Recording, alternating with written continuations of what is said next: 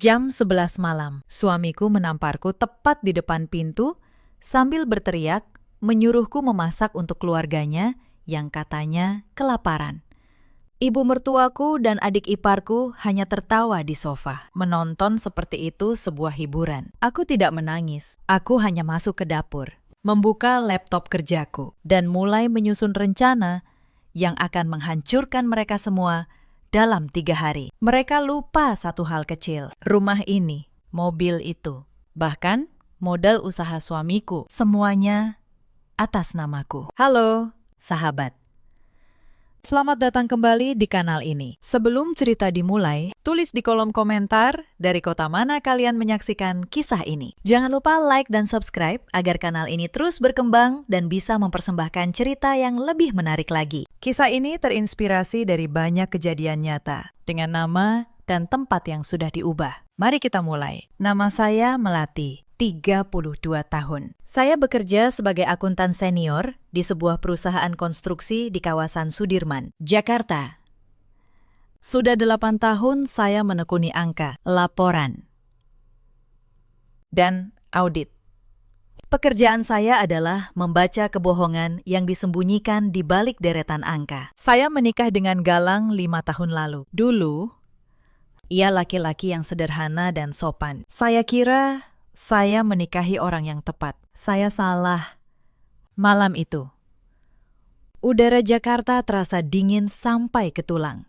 Tapi dingin di luar sana tidak ada apa-apanya dibanding lelah yang menggerogoti seluruh tubuh saya. Jam di pergelangan tangan, saya menunjuk pukul 11 lewat. Saya baru pulang dari kantor setelah lembur menutup laporan keuangan akhir bulan. Yang saya inginkan hanya satu, merebahkan tubuh di kasur, lalu tidur. Langkah saya berat saat menapaki halaman rumah. Rumah 2 lantai di kawasan Bintaro ini saya beli dari hasil keringat saya sendiri, jauh sebelum saya mengenal Galang. Setiap ubin di rumah ini dibayar dengan lembur dan tabungan saya selama bertahun-tahun. Saya memutar gagang pintu, lalu saya terdiam. Ruang tamu yang saya bersihkan tadi pagi kini menyerupai tempat sampah. Bungkus makanan ringan berserakan di atas karpet. Remah-remah mengotori sofa. Beberapa gelas sirup tumpah, meninggalkan noda lengket di meja kayu jati. Belum sempat saya menarik napas, sebuah bayangan besar bergerak cepat ke arah saya. Sebuah tamparan keras mendarat telak di pipi kanan saya. Bunyinya menggema, memecah kesunyian malam. Kepala saya terlempar ke samping. Rasa panas dan perih menjalar. Disusul dengung di telinga. Yang baru saja menampakkan saya adalah Galang, suami saya sendiri. Laki-laki itu berdiri menjulang. Dadanya naik turun menahan amarah. Ia menatap saya seolah saya seorang penjahat. Tidak ada sedikit pun penyesalan di matanya. Cepat masak makanan yang enak. Lihat, keluargaku sudah kelaparan, bentaknya.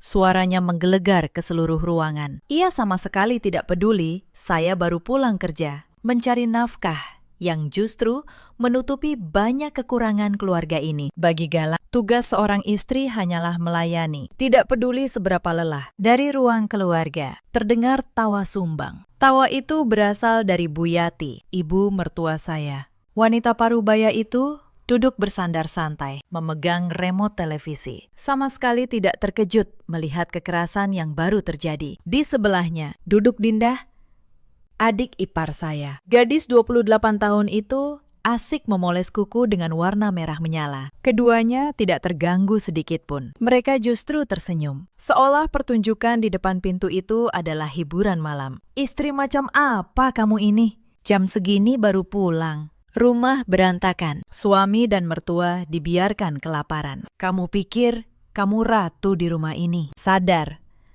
Melati. Kamu cuma menantu. Tugasmu mengurus kami semua. Omel Bu Yati dengan nada tinggi. Selama ini, Bu Yati memang menganggap saya tak lebih dari pelayan gratis. Betul kata Mas Galang. Dinda menimpali tanpa mengalihkan pandang dari kukunya. Percuma kerja kantoran, kalau urus rumah saja tidak becus. Lihat penampilanmu, berantakan sekali. Saya mendengar semua cacian itu, tapi saya tidak menangis. Saya tidak menjerit.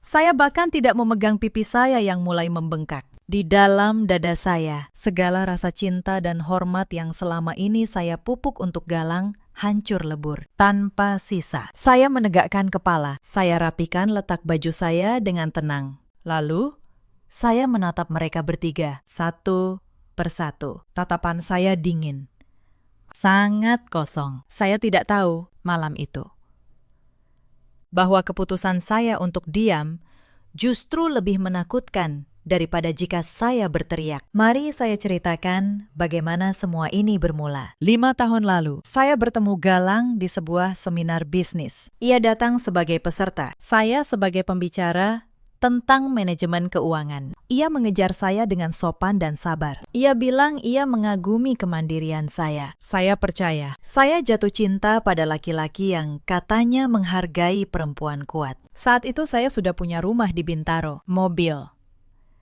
dan tabungan yang cukup. Galang hanya pegawai biasa dengan gaji pas-pasan. Ibu saya sempat ragu, tapi saya yakin cinta lebih penting dari harta. Setelah menikah, Galang pindah ke rumah saya. Lalu, perlahan, sikapnya berubah. Awalnya kecil, ia mulai menganggap rumah itu miliknya. Ia mulai memutuskan segalanya tanpa bertanya. Saya membiarkannya, karena saya pikir itu wajar dalam sebuah pernikahan. Tahun pertama, ia masih sesekali memuji saya. Ia masih mengingat ulang tahun saya. Ia masih membawakan saya makan malam saat saya lembur. Saya menyimpan kenangan-kenangan kecil itu, dan saya berpegang padanya setiap kali ada yang terasa salah. Tapi kenangan itu semakin lama semakin jarang. Lalu, hilang sama sekali. Saya ingat hari ketika ia pertama kali membentak saya. Saya pulang terlambat karena rapat mendadak. Saya minta maaf,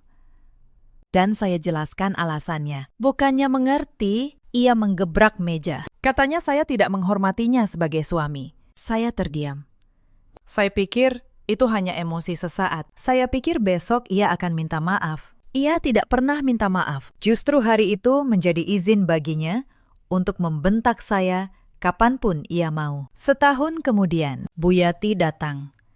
Katanya hanya untuk berkunjung beberapa hari. Ia membawa satu koper kecil, tapi koper itu tidak pernah dikemas kembali. Hari berganti minggu, minggu berganti bulan, dan Bu Yati tidak pernah pulang. Saya pernah, dengan hati-hati, bertanya kepada Galang, kapan ibunya akan pulang ke kampung. Galang langsung marah besar. Kamu mengusir ibuku, ibu yang melahirkan aku. Dasar menantu tidak tahu diri, bentaknya.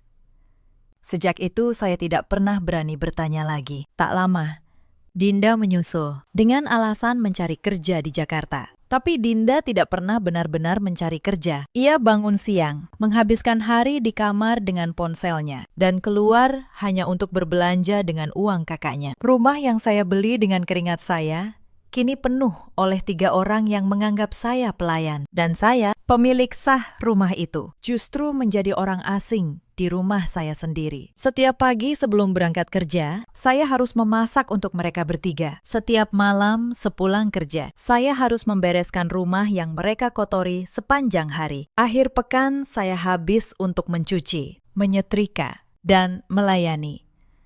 Saya tidak pernah punya waktu untuk diri saya sendiri. Saya masih ingat momen pertama saya menyadari betapa dalam jurang ini. Suatu pagi, saya bangun jam 5 untuk menyiapkan sarapan sebelum berangkat kerja. Saya memasak dengan hati-hati, seperti biasa. Berharap setidaknya hari ini tidak ada keributan. Bu Yati masuk ke dapur, melihat telur dadar yang baru saja saya angkat dari wajan. Lalu, tanpa berkata apa-apa, ia mengambilnya dan membuangnya ke tempat sampah. Anakku tidak suka telur yang gosong begini. Buat lagi, katanya dingin.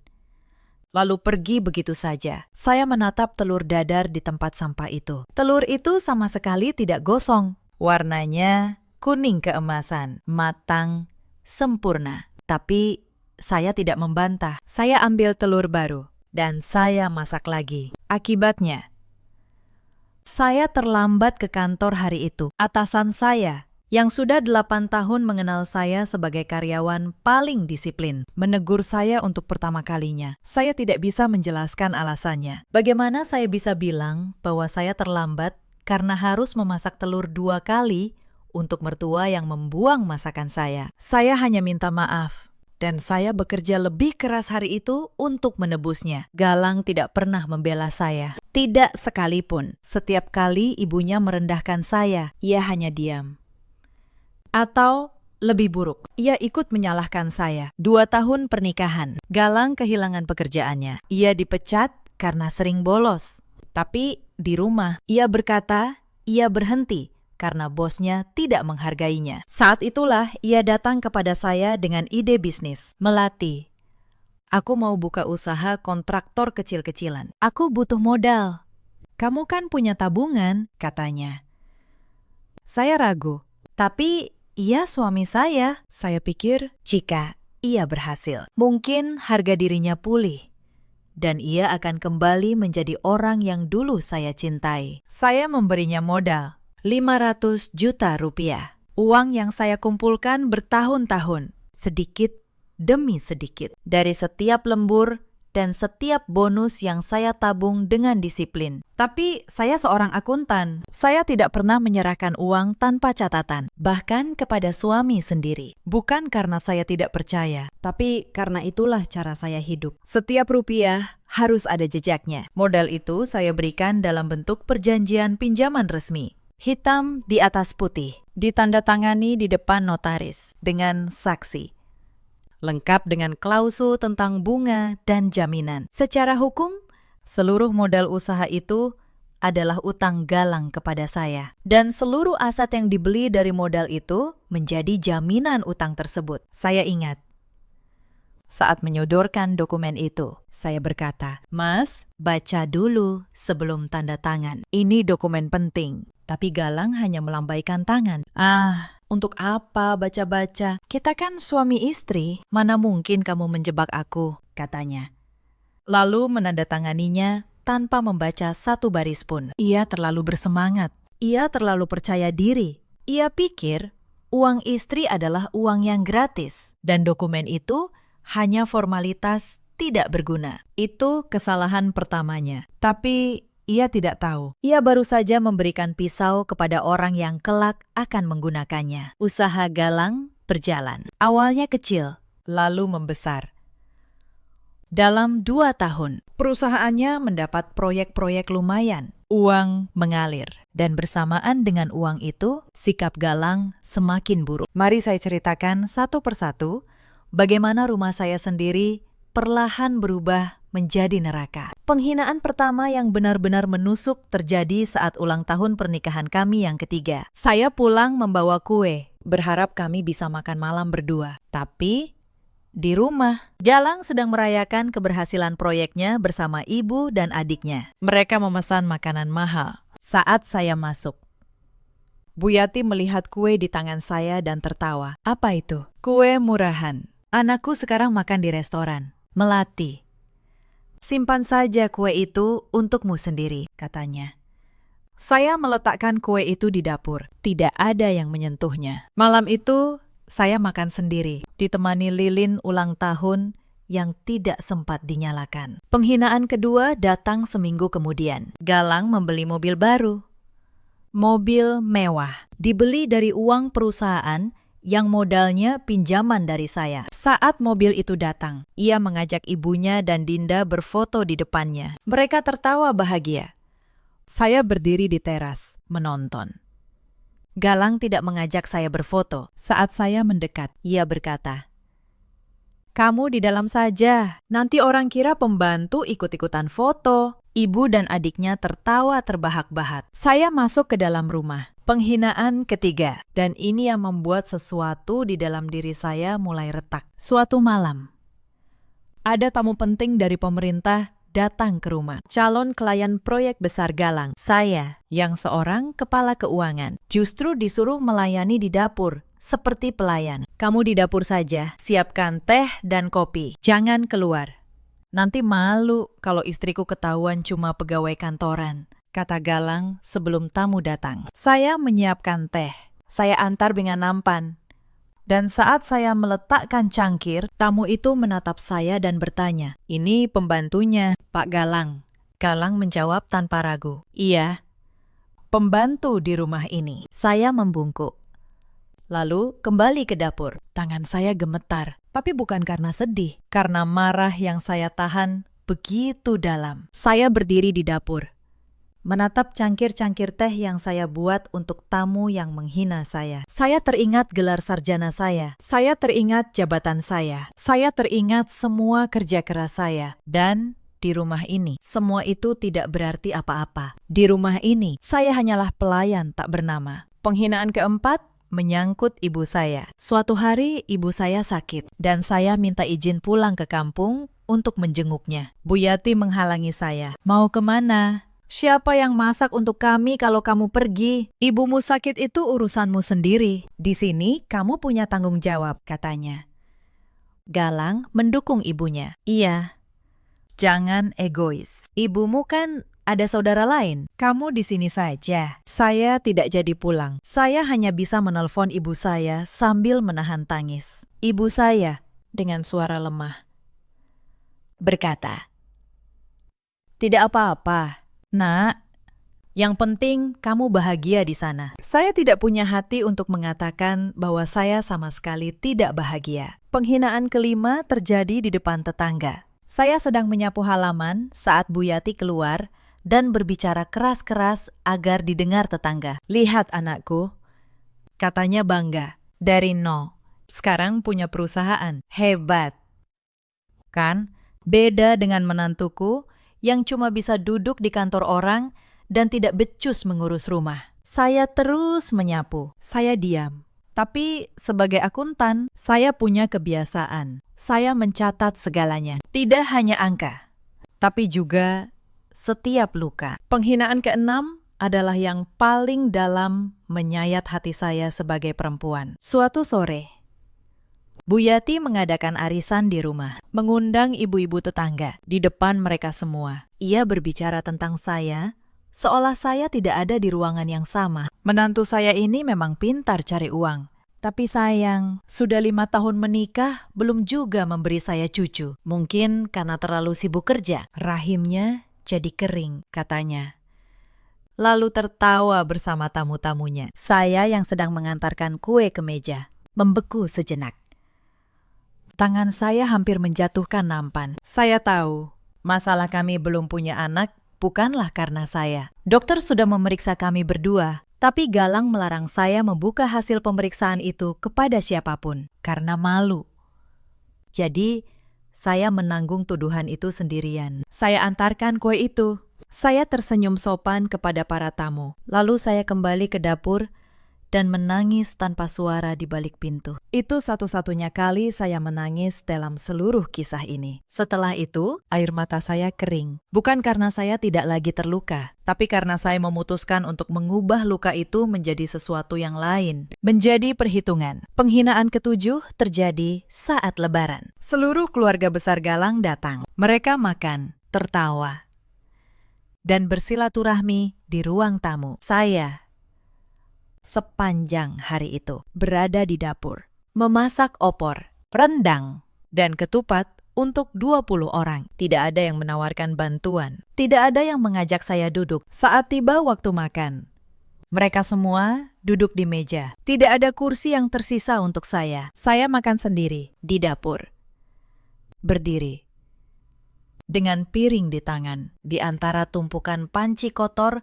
yang harus saya cuci nanti. Salah satu sepupu Galang sempat bertanya, "Mana istrimu?" "Lang, kok tidak ikut makan?" Galang menjawab santai, "Oh, dia lagi sibuk di dapur." Biar saja, memang tugasnya begitu. Saya mendengarnya dari dapur. Saya menambah satu baris lagi di buku catatan saya malam itu. Lalu datang hari yang mengubah segalanya. Hari saat saya menemukan rahasia terbesar Galang. Suatu malam, sekitar 6 bulan sebelum tamparan itu, saya pulang larut.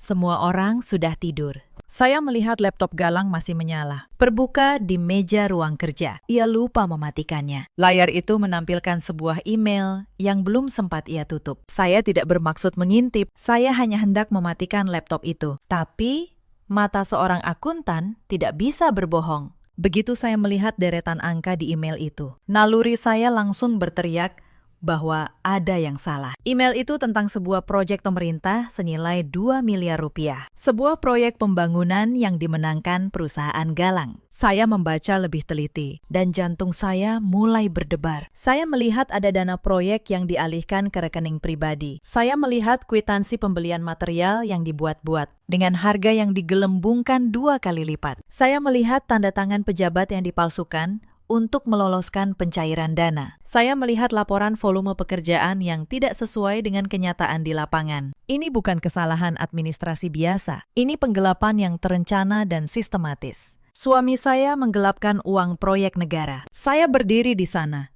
di ruang kerja yang sunyi, dengan jantung berdebar keras. Tapi wajah saya tetap tenang. Saya catat baik-baik apa yang saya lihat. Lalu saya tutup laptop itu. Persis seperti keadaan semula. Seolah saya tidak pernah melihat apa-apa. Malam itu, saya tidak tidur. Saya berpikir keras. Saya tahu, jika ini ketahuan, Galang bisa masuk penjara. Dan karena modal usahanya adalah utang kepada saya. Jika perusahaan itu jatuh, sayalah yang bisa ikut tenggelam jika saya tidak hati-hati. Tapi saya juga tahu satu hal, saya tidak akan membiarkan diri saya hancur bersama orang yang menampar saya. Sejak malam itu, saya mulai bekerja dalam diam. Setiap hari, sepulang kerja, setelah semua orang tidur, saya membuka laptop. Saya menyalin setiap dokumen. Saya memotret setiap kwitansi palsu. Saya mengumpulkan setiap rekening koran yang menunjukkan aliran dana gelap itu. Saya membuat salinan di 3 tempat berbeda,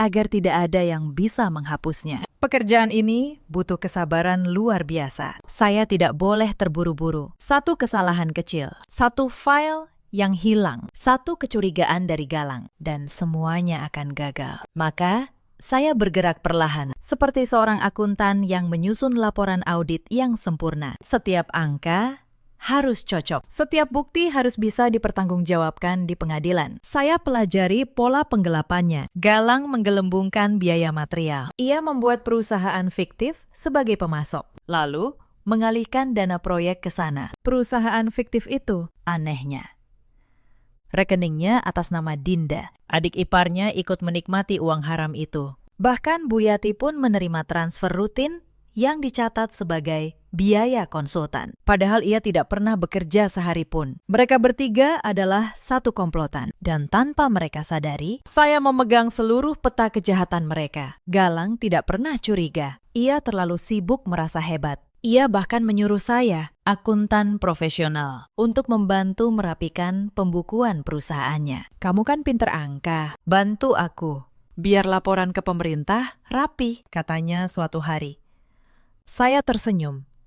Tentu, Mas, aku bantu. Dan saya benar-benar membantu. Saya merapikan semuanya. Saya membuat 2 versi pembukuan. Satu versi yang ia lihat dan ia setor ke pemerintah. Dan satu versi yang berisi seluruh bukti penggelapannya, lengkap dan tertata rapi, siap diserahkan kapan saja. Tanpa ia sadari, ia sendiri yang memberi saya akses penuh ke seluruh kejahatannya. Ia menyerahkan kunci berangkasnya kepada orang yang akan membukanya di depan hakim. Bulan-bulan berikutnya, penghinaan di rumah semakin menjadi. Suatu hari, saya pulang membawa kabar baik. Saya dipromosikan menjadi kepala divisi keuangan di kantor saya. Ini adalah pencapaian besar, hasil kerja keras saya selama bertahun-tahun. Gaji saya naik 2 kali lipat. Saya pikir, mungkin kali ini keluarga saya akan bangga. Mungkin kali ini Galang akan tersenyum dan memeluk saya. Saya membawa pulang sekotak kue untuk merayakannya. Saya umumkan kabar itu di meja makan. Saya salah lagi, naik jabatan.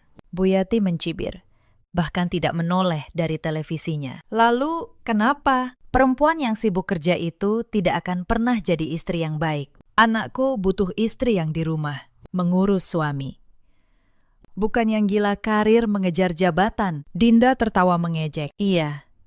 Kak, buat apa jabatan tinggi kalau di rumah tetap pembantu? Tetap saja yang cuci piring kamu. Galang, yang seharusnya paling bangga, justru berkata dengan nada datar. Jangan sombong, cuma karena gaji naik. Ingat, tanpa modal dariku dulu, kamu juga tidak akan jadi apa-apa. Ia bahkan membalik kenyataan, seolah dialah yang memberi saya modal. Padahal Justru sebaliknya, saya menatap mereka bertiga. Saya ingin tertawa getir tanpa saya. Perusahaan Galang bahkan tidak akan pernah ada tanpa modal saya. Ia masih akan menjadi pengangguran yang dipecat karena malas. Tapi saya diam. Belum waktunya. Kue yang saya bawa pulang itu lagi-lagi tidak ada yang menyentuhnya. Penghinaan terus datang tanpa henti. Suatu malam, saya jatuh sakit, demam tinggi, badan menggigil, kepala berdenyut. Saya berbaring lemah di kamar. Bukannya dirawat, malah Bu Yati mengetuk pintu kamar saya. Bukan untuk menengok, tapi untuk menyuruh saya membuatkan teh hangat untuknya. Aku tidak bisa tidur kalau tidak minum teh manis. Buatkan satu, katanya. Padahal ia jelas-jelas melihat saya terbaring sakit. Saya bangun dengan susah payah. Kepala saya berputar. Saya buatkan teh itu. Saya antar ke kamarnya. Lalu saya kembali ke kamar saya dan menggigil sendirian sepanjang malam. Galang. Malam itu ia memilih tidur di kamar lain. Katanya ia tidak mau tertular sakit saya. Bahkan segelas air pun tidak ia tawarkan kepada istrinya yang sedang demam. Di titik itu, sesuatu di dalam diri saya benar-benar mati. Tapi sesuatu yang lain mulai hidup. Sebuah ketenangan dingin. Ketenangan seorang akuntan yang sudah selesai menghitung dan tahu persis berapa hasil akhirnya. Tinggal menunggu waktu yang tepat untuk menutup buku. Beberapa minggu sebelum malam tamparan, terjadi satu insiden lagi. Dinda meminjam mobil saya. Mobil pribadi yang saya beli sendiri. Lalu menabrak pagar tetangga. Bukannya minta maaf. Ia malah menyalahkan saya. Mobilmu remnya jelek. Untung aku tidak kenapa-kenapa. Bayar saja ganti rugi ke tetangga. Kan kamu yang punya mobil, katanya santai. Saya membayar ganti rugi itu. Bu Yati bahkan ikut menyalahkan saya karena, katanya, mobil saya membahayakan anak gadisnya. Saya membayar. Saya diam.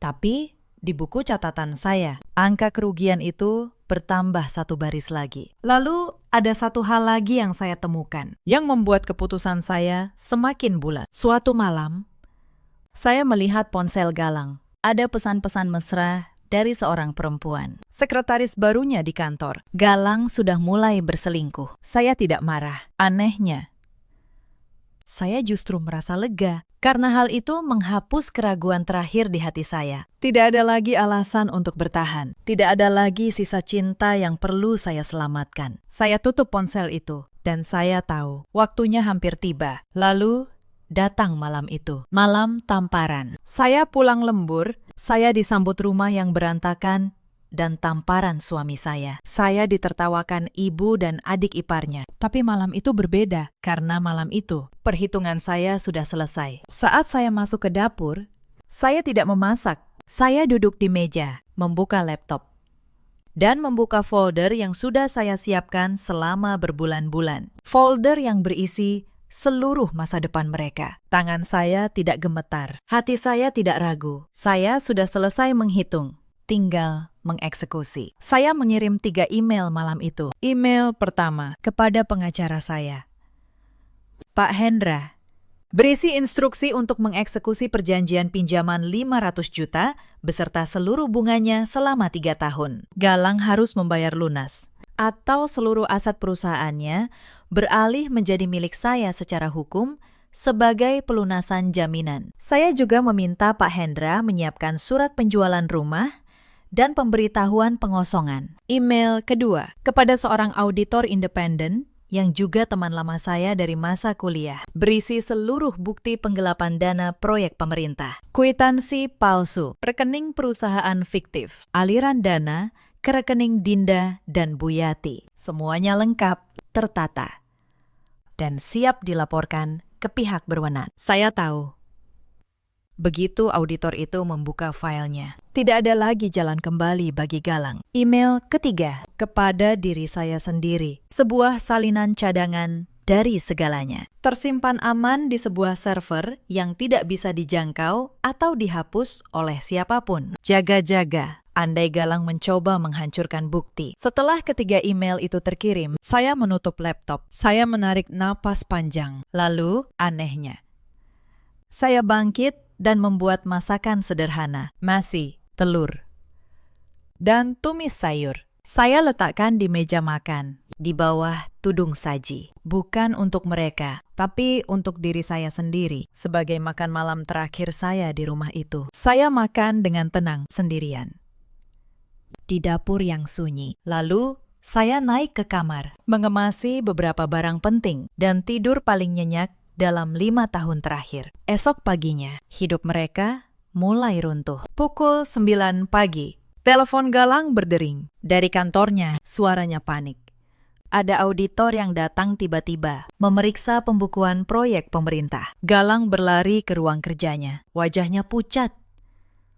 Mana pembukuan yang asli? Mana filenya? Teriaknya kepada saya. Saya menyeruput kopi saya dengan tenang. Pembukuan yang mana? Mas, yang kamu suruh aku rapikan. Sudah rapi. Kok?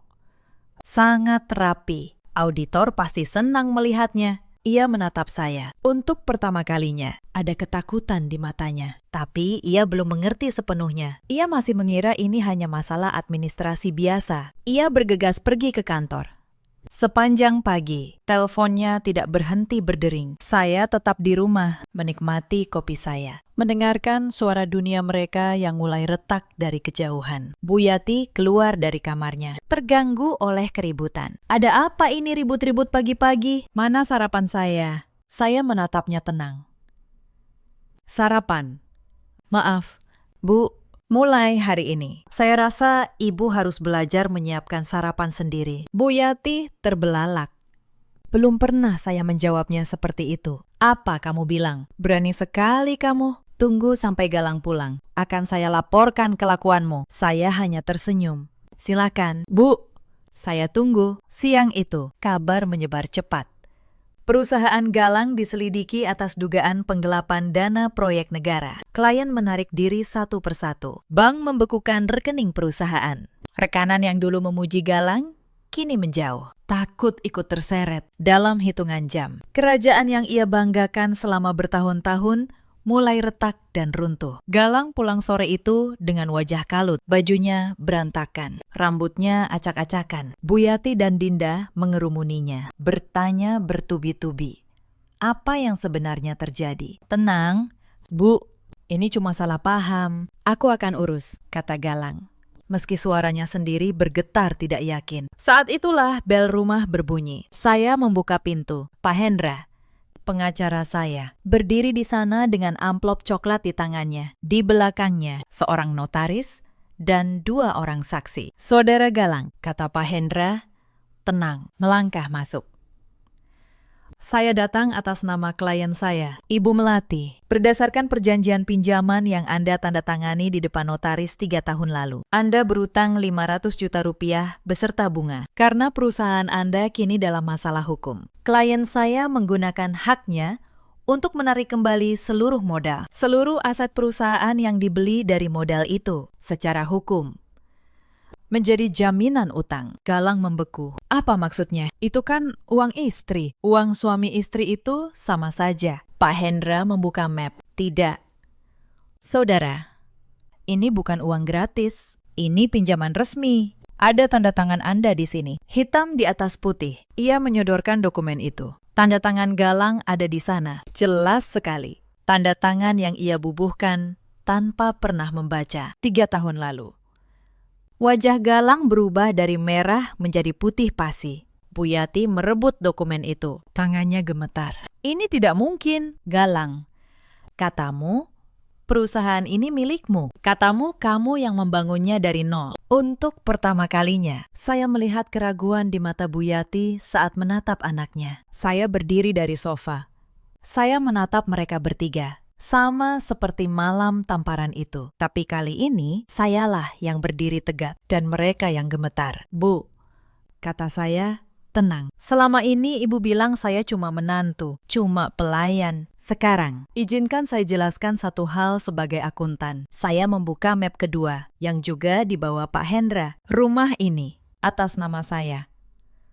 Dibeli sebelum saya menikah dengan Galang. Mobil yang Galang banggakan. Dibeli dari modal yang ia pinjam dari saya. Jadi itu jaminan utang. Perhiasan yang ibu pakai sekarang dibeli dari uang proyek yang digelapkan, yang sedang diselidiki polisi. Ruangan itu senyap.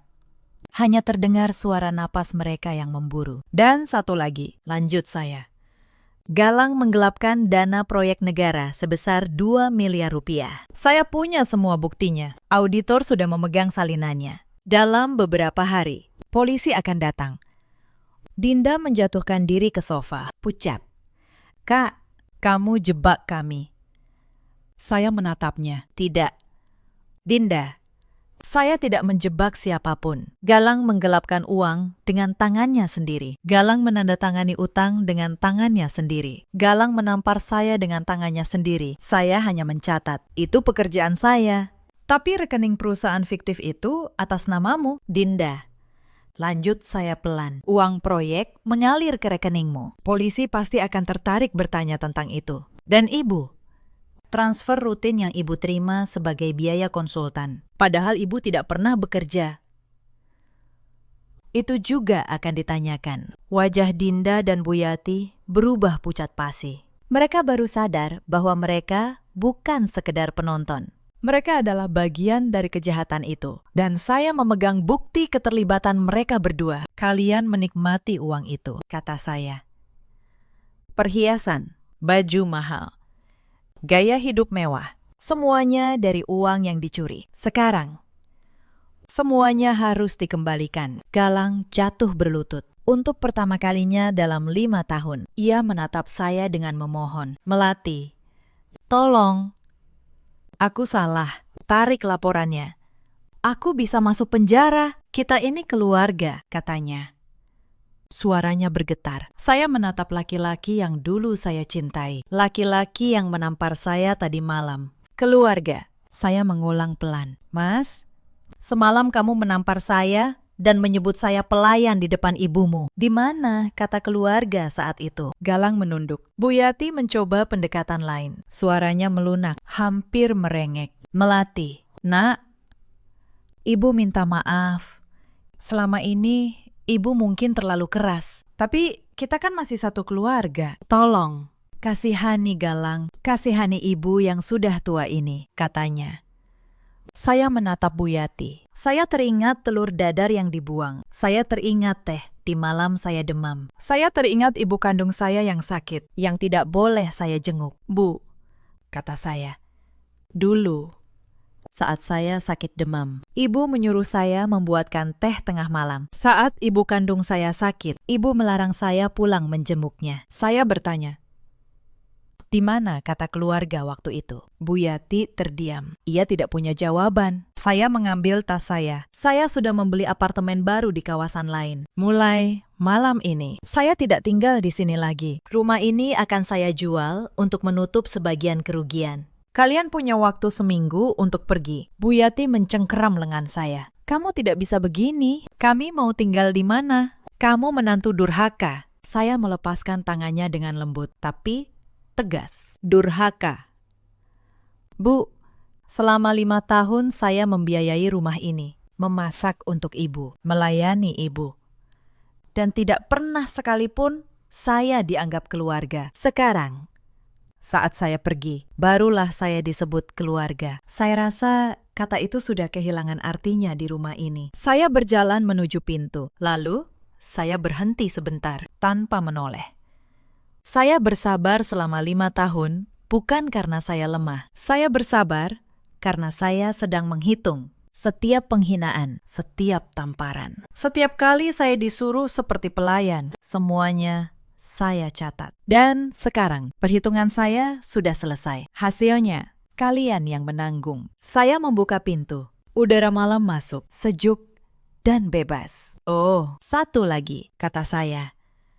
Akhirnya menoleh. Bu, dulu ibu bilang saya tidak bisa memberi cucu karena rahim saya kering. Ternyata hasil pemeriksaan dokter menunjukkan masalahnya bukan pada saya, tapi Galang melarang saya bicara karena malu. Jadi selama ini saya menanggung tuduhan yang bahkan bukan kesalahan saya. Sekarang Saya kembalikan tuduhan itu kepada pemiliknya. Wajah Bu Yati memucat. Galang menunduk semakin dalam. Tidak berani menatap siapapun. Saya melangkah keluar. Pintu rumah yang saya beli dengan keringat saya sendiri. Saya tutup pelan di belakang saya. Bukan dengan bantingan penuh amarah, tapi dengan ketenangan seseorang yang sudah selesai dengan masa lalunya. Untuk pertama kalinya dalam 5 tahun, saya menghirup udara malam tanpa beban di dada. Saya berjalan menuju mobil saya, masuk, dan menyalakan mesin. Di kaca spion, rumah itu semakin mengecil, lalu hilang di tikungan. Saya tidak pernah menoleh lagi. 3 hari kemudian, polisi datang ke perusahaan Galang. Ia ditangkap atas tuduhan penggelapan dana proyek negara. Saya masih ingat hari itu. Galang digiring keluar dari kantornya dengan tangan di borgol, di depan para karyawan yang dulu menghormatinya. Wartawan memotretnya. Wajahnya yang dulu penuh kesombongan, kini tertunduk, menutupi muka dengan jaketnya. Persidangan berjalan cepat karena buktinya sangat lengkap dan rapi. Tentu saja, yang menyusun bukti itu adalah seorang akuntan profesional yang selama berbulan-bulan mencatat dalam diam setiap kwitansi palsu, setiap aliran dana, setiap tanda tangan yang dipalsukan. Semuanya tersusun seperti sebuah laporan audit yang sempurna. Pengacara Galang tidak punya celah untuk membela. Galang divonis bersalah. Hakim menjatuhkan hukuman penjara dan mewajibkannya mengganti seluruh kerugian negara sebesar 2 miliar rupiah. Seluruh asetnya disita. Mobil mewah itu, peralatan kantor, tabungan, semuanya. Karena modal usahanya adalah utang kepada saya yang sah secara hukum. Sisa kewajibannya pun jatuh ke pundaknya sendiri. Dinda diperiksa polisi karena rekening perusahaan fiktif atas namanya. Ia lolos dari penjara karena bisa membuktikan ia hanya dipinjam namanya. Tapi seluruh uang yang pernah ia terima harus dikembalikan. Tabungannya ludes, perhiasannya disita. Bu Yati pun harus mengembalikan seluruh uang yang pernah ia terima. Di usia senjanya, ia kehilangan segala kemewahan yang selama ini ia banggakan kepada para tetangga. Galang keluar dari penjara beberapa bulan kemudian dengan tubuh kurus, jiwa hancur, dan utang yang tidak akan pernah lunas seumur hidupnya. Perempuan yang dulu ia selingkuhi, sang sekretaris, sudah lama meninggalkannya. Begitu ia tahu Galang tidak lagi punya uang, Bu Yati dan Dinda kehilangan segalanya. Rumah tempat mereka menumpang, rumah saya, sudah dijual. Mereka tidak punya tempat tinggal lagi di Jakarta. Mereka terpaksa pulang ke kampung, ke rumah tua peninggalan yang sudah reyot dan bocor di sana-sini, dengan tangan kosong. Saya dengar di kampung itu, ibu dan anak perempuannya kini saling menyalahkan setiap hari. Dinda menyalahkan ibunya yang terlalu memanjakan Galang dan terlalu kejam pada saya. Bu Yati menyalahkan Dinda yang dulu paling rajin menghina dan memanfaatkan saya. Kebanggaan mereka dulu kini berubah menjadi kebencian satu sama lain. Di tengah kemiskinan yang mencekik napas mereka setiap hari. Sementara itu, saya membangun hidup baru dengan uang yang berhasil saya selamatkan. Ditambah hasil penjualan rumah lama. Saya membuka kantor konsultan keuangan sendiri. Saya tidak lagi bekerja untuk orang lain. Saya menjadi pemilik.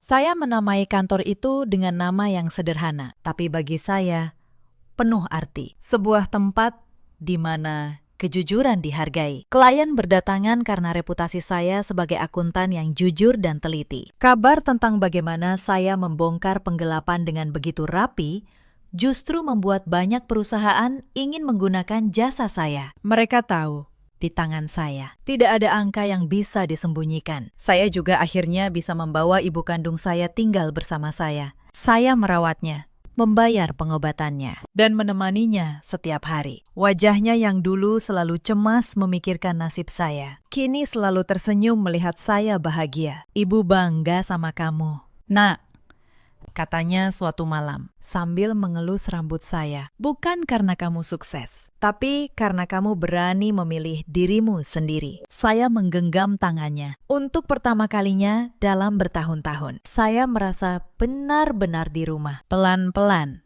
Luka di hati saya mulai sembuh. Saya belajar tersenyum lagi. Saya belajar tertawa lagi. Saya belajar bahwa hidup saya berharga, bukan karena ada laki-laki di sisi saya, tapi karena saya adalah diri saya sendiri. Setahun kemudian, kantor saya berkembang pesat. Permintaan terus berdatangan dari berbagai kota. Saya memutuskan membuka cabang kedua di sebuah kota kecil yang sedang berkembang, tepat di pinggir jalan utama yang ramai. Hari peresmian cabang itu, saya berdiri di depan kantor baru saya, berpakaian rapi, dikelilingi staf yang menghormati saya. Pita merah dipotong, tepuk tangan bergema. Para tamu undangan, pejabat setempat, dan calon klien berdatangan memberi selamat. Saya berdiri di tengah semua itu, merasakan kehangatan yang tulus. Bukan kehangatan yang dibeli dengan kepura-puraan, tapi kehangatan dari orang-orang yang benar-benar menghargai kerja keras saya. Lalu, di seberang jalan, mata saya menangkap sesuatu. Seorang laki-laki kurus memikul 2 ember air keruh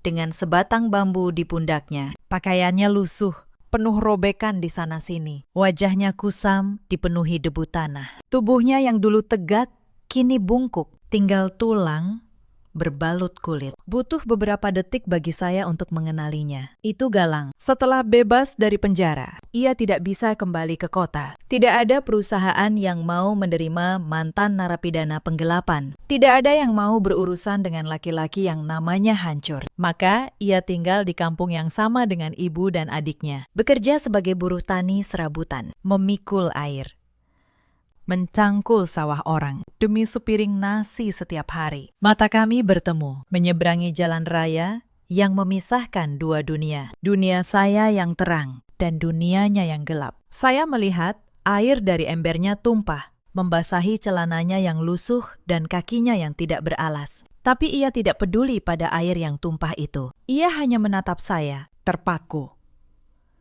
seolah melihat hantu dari masa lalu yang ia buang sendiri. Saya melihat air mata mulai mengalir di pipinya yang kotor. Penyesalan yang datang terlambat. Penyesalan yang tidak ada gunanya lagi. Di mata Galang, ada sesuatu yang ingin ia katakan. Mungkin maaf.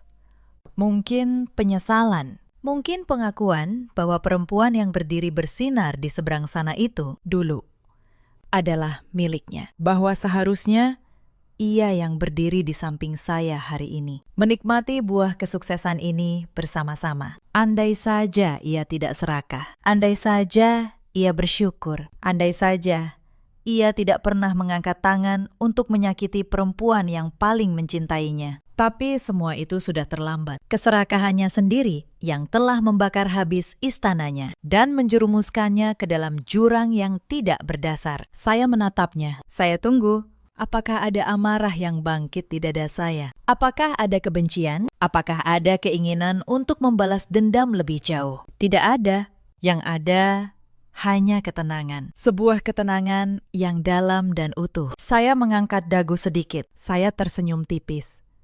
Bukan senyum kemenangan yang sombong, bukan senyum penuh dendam, tapi senyum seseorang yang akhirnya benar-benar bebas dari semua belenggu masa lalunya. Saya membuktikan satu hal hari itu, bahwa balas dendam terbaik bukanlah dengan menyakiti, tapi dengan bangkit, tumbuh, dan menjadi versi terbaik dari diri sendiri. Sampai mereka yang dulu menginjak kita hanya bisa menatap dari kejauhan. Lalu saya memutuskan kontak mata itu, tanpa perlu mengucapkan sepatah kata pun. Saya membalikan badan dengan tenang dan anggun, membelakangi masa lalu saya yang kelam, dan melangkah masuk ke kantor saya yang hangat dan terang. Di belakang saya, samar-samar, terdengar suara Galang yang jatuh terduduk di pinggir jalan tanah, menangis sejadi-jadinya di bawah terik matahari, dan di kejauhan dari arah kampung, terbawa angin sore, terdengar suara pertengkaran ibu dan adiknya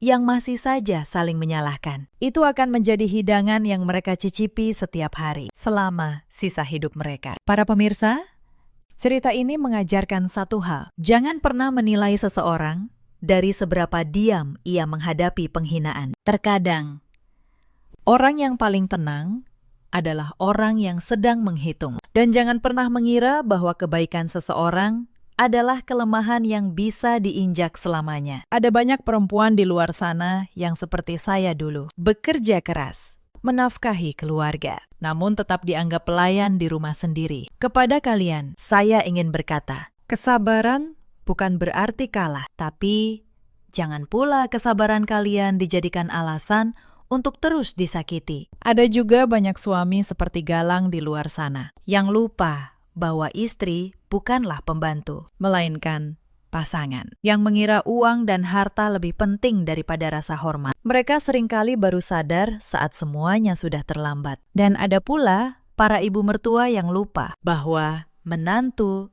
juga manusia, bahwa rumah tangga anaknya bukanlah panggung untuk mereka berkuasa. Dalam hidup, kita semua punya pilihan. Galang memilih keserakahan, dan ia kehilangan segalanya. Saya memilih untuk bangkit, dan saya menemukan kebebasan. Bagaimana menurut kalian? Apakah yang saya lakukan sudah benar? Ceritakan kisah dan pendapat kalian di kolom komentar. Terima kasih sudah menemani sampai akhir. Sampai jumpa di cerita berikutnya.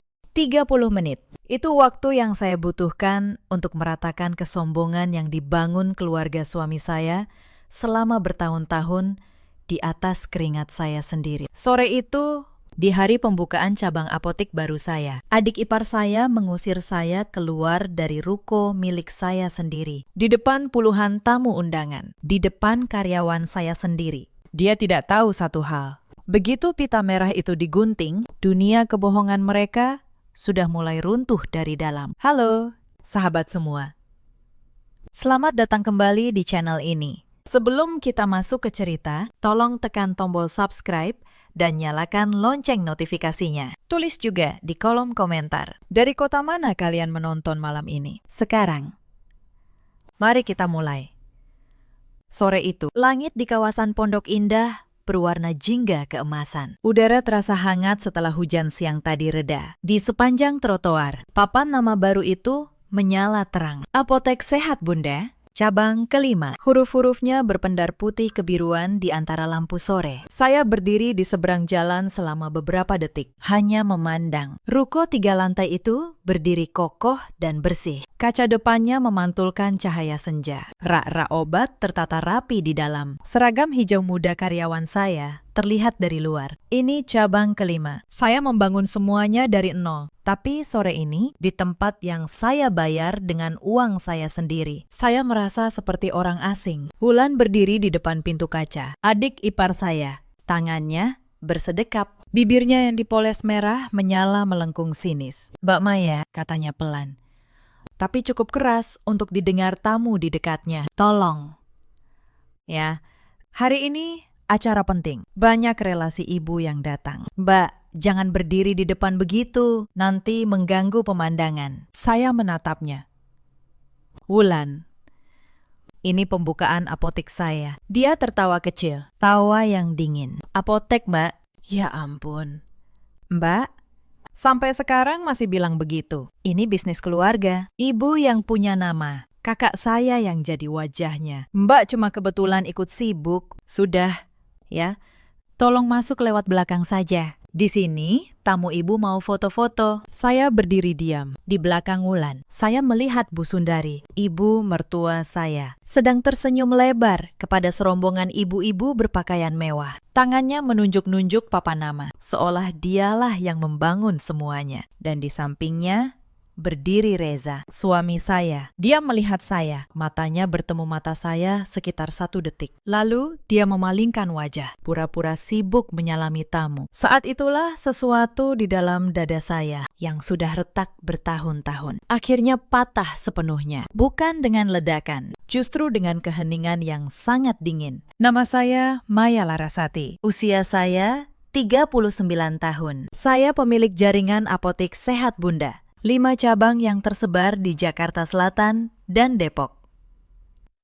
Saya membangunnya selama 12 tahun, dimulai dari 1 apotek kecil di pinggir Jalan Cinere. Saya seorang apoteker. Saya tahu nilai sebuah obat sampai ke angka di belakang koma. Saya tahu cara membaca laporan keuangan sampai ke transaksi terkecil. Tapi rupanya, selama ini saya gagal membaca satu hal yang paling sederhana, bahwa kebaikan yang berlebihan pada akhirnya hanya melahirkan penghinaan. Saya menikah dengan Reza 13 tahun lalu. Saat itu, saya sudah punya satu apotik yang mulai berkembang. Reza bekerja sebagai sales alat kesehatan. Penghasilannya biasa saja, tapi saya tidak pernah mempersoalkan itu. Saya mencintainya, dan saya percaya bahwa rumah tangga dibangun oleh dua hati, bukan oleh dua dompet. Kami tinggal di sebuah rumah 2 lantai di kawasan Pondok Indah. Rumah itu saya beli 5 tahun lalu dari keuntungan apotik. Murni atas nama saya. Sertifikat hak milik, akta jual beli, semuanya tersimpan rapi. Tapi di mata Bu Sundari, ibu mertua saya, semua itu seakan tidak pernah ada. Awalnya, beliau ramah.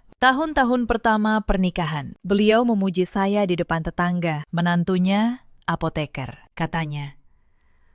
Menantunya punya usaha, tapi pujian itu perlahan berubah menjadi tuntutan, lalu menjadi penghinaan. Semua bermula 3 tahun lalu. Saat itu, usaha keluarga suami saya runtuh. Bapak mertua saya, almarhum, dulu punya toko bangunan yang cukup besar. Setelah beliau wafat, toko itu dikelola oleh Reza dan adiknya, Wulan. Dalam 2 tahun, toko itu bangkrut total. Salah kelola, utang menumpuk.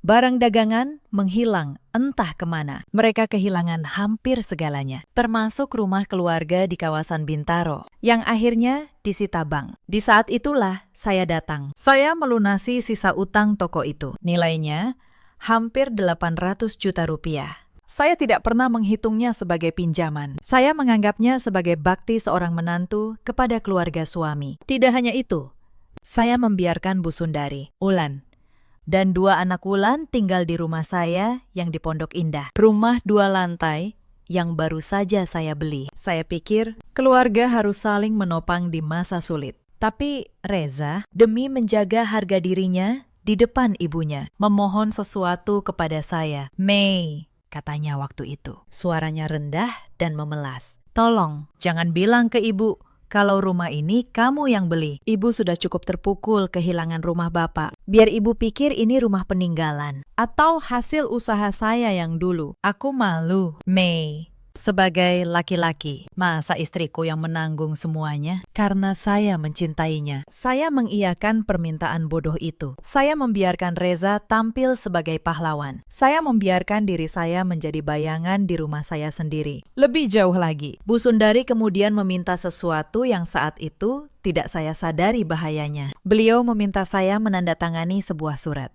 Katanya, surat itu hanya formalitas keluarga, sebuah akta hibah yang menyatakan bahwa rumah Pondok Indah itu adalah pemberian untuk dikelola bersama keluarga besar. Pak Tirta, notaris sekaligus penasihat hukum saya, menelpon saya malam itu juga. Suaranya tegas.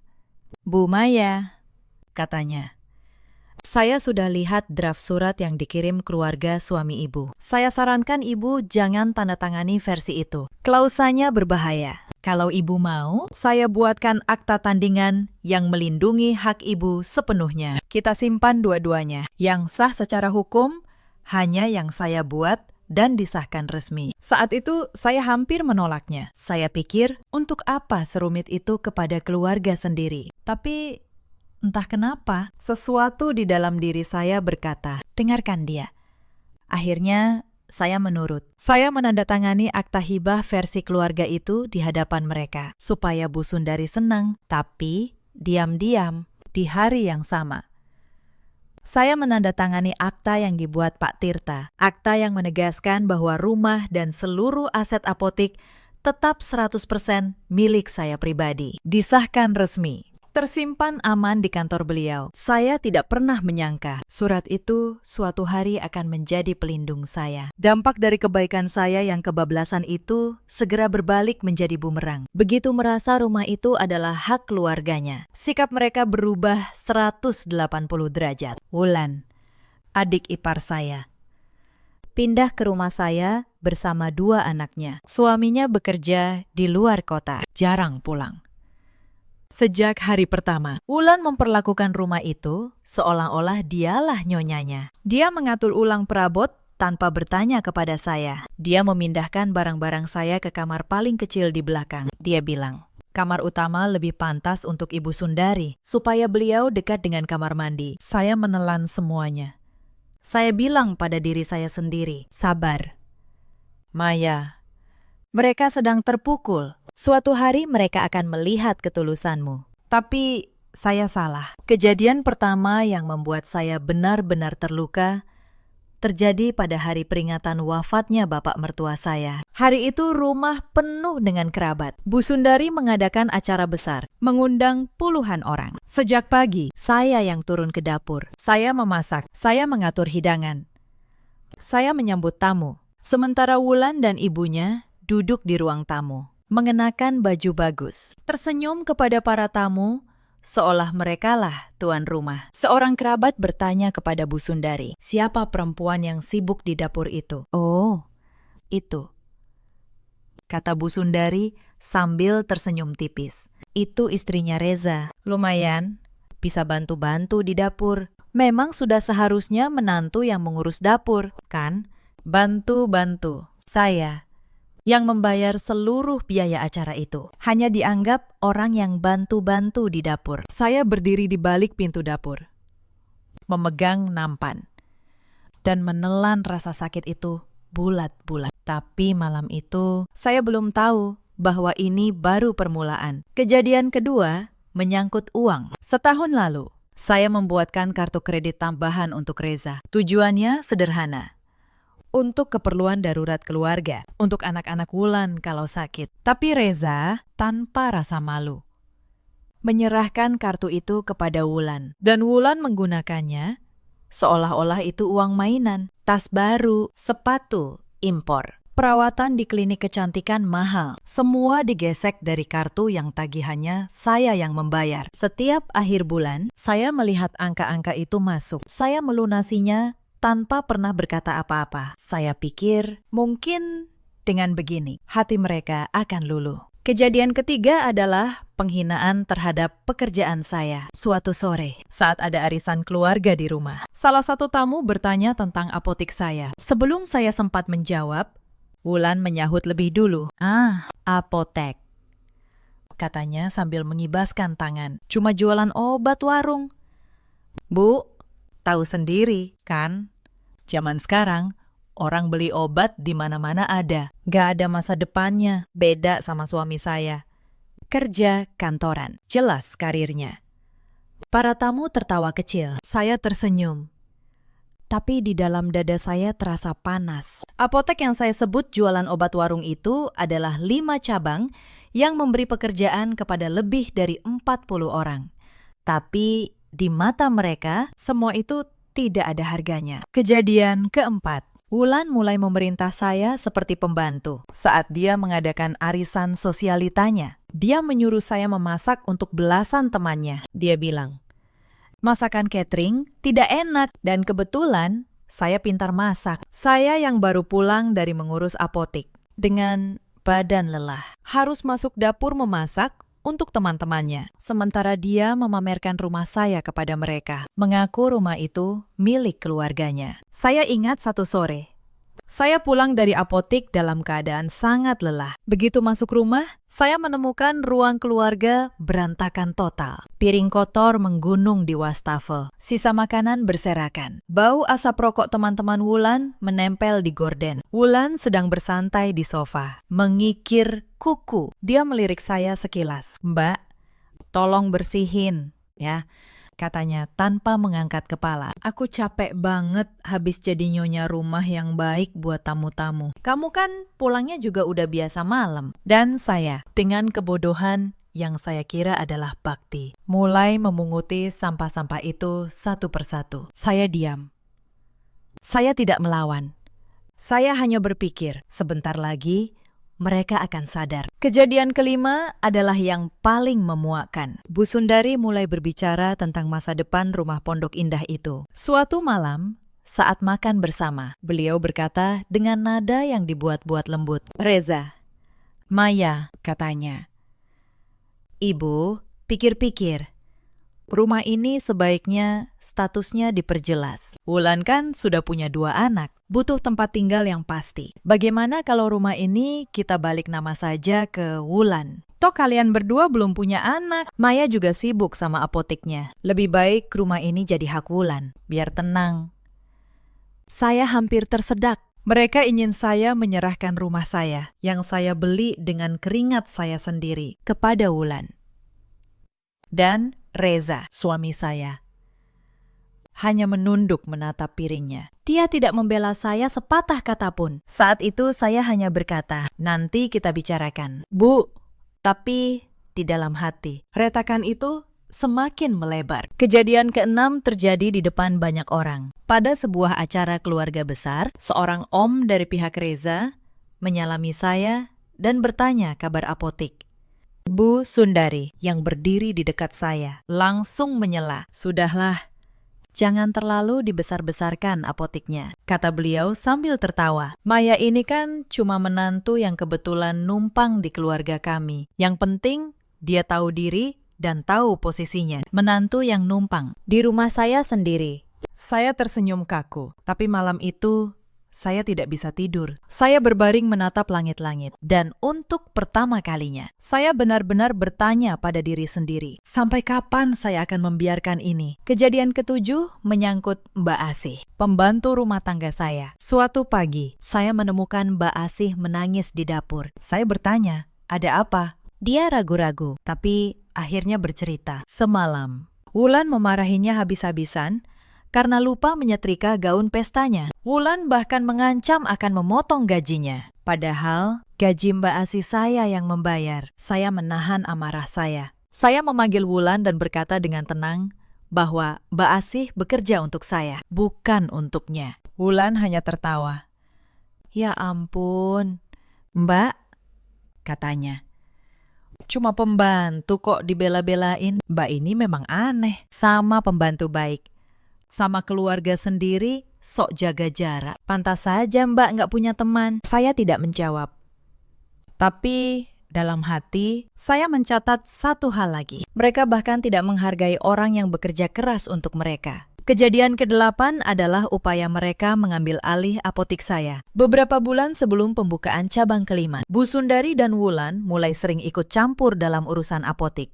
Mereka datang ke kantor saya tanpa diundang. Mereka mengusulkan agar Wulan diberi jabatan di manajemen dengan gaji besar. Tentu saja.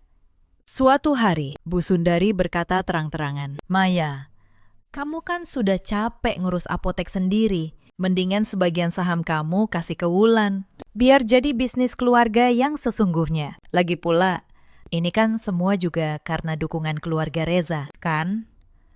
Dukungan keluarga Reza. Saya hampir tertawa mendengarnya. Keluarga yang utangnya saya lunasi, yang hidupnya saya tanggung. Kini merasa berhak atas bisnis yang saya bangun sendiri sejak sebelum saya mengenal Reza. Saya menolak dengan halus, tapi penolakan itu membuat mereka semakin tidak suka. Wulan menyindir saya di setiap kesempatan, mengatakan saya pelit, mengatakan saya tidak tahu balas budi kepada keluarga suami. Padahal justru sebaliknya lah yang terjadi. Setiap kali saya mengingat semua ini, saya bertanya pada diri sendiri, mengapa saya bertahan begitu lama? Mungkin karena saya masih berharap bahwa suatu hari ketulusan saya akan dibalas dengan rasa hormat. Tapi harapan itu, seperti yang akhirnya saya sadari, hanyalah ilusi yang saya bangun sendiri. Lalu datanglah hari yang mengubah segalanya. Hari pembukaan cabang ke-5 apotek saya. Sebenarnya, ide pembukaan besar itu bukan dari saya. Saya orang yang sederhana. Tapi Bu Sundari dan Wulan begitu tahu saya akan membuka cabang baru di sebuah ruko 3 lantai yang strategis, langsung mengambil alih acaranya. Mereka membuat acara itu menjadi pesta gengsi mereka sendiri. Mereka mengundang relasi-relasi sosialita Bu Sundari. Mereka memesan dekorasi mewah, menyewa fotografer, memesan kue dan hidangan mahal. Semua atas nama bisnis keluarga. Semua. Lagi-lagi dibayar dari rekening saya, yang mereka tidak tahu. Ruko 3 lantai itu juga atas nama saya. Akta jual belinya murni nama Maya Larasati. Sama seperti rumah, sama seperti seluruh apotek. Malam sebelum hari pembukaan, terjadi satu hal yang membuat keputusan saya semakin bulat. Saya sedang menyiapkan dokumen apotik di ruang kerja saya. Ketika saya mendengar Bu Sundari dan Wulan berbicara di ruang tengah, mereka tidak tahu saya masih terjaga. Besok, kamu yang berdiri di tengah. Wulan, kata Bu Sundari. Kamu yang gunting pitanya bareng Reza. Biar relasi ibu lihat.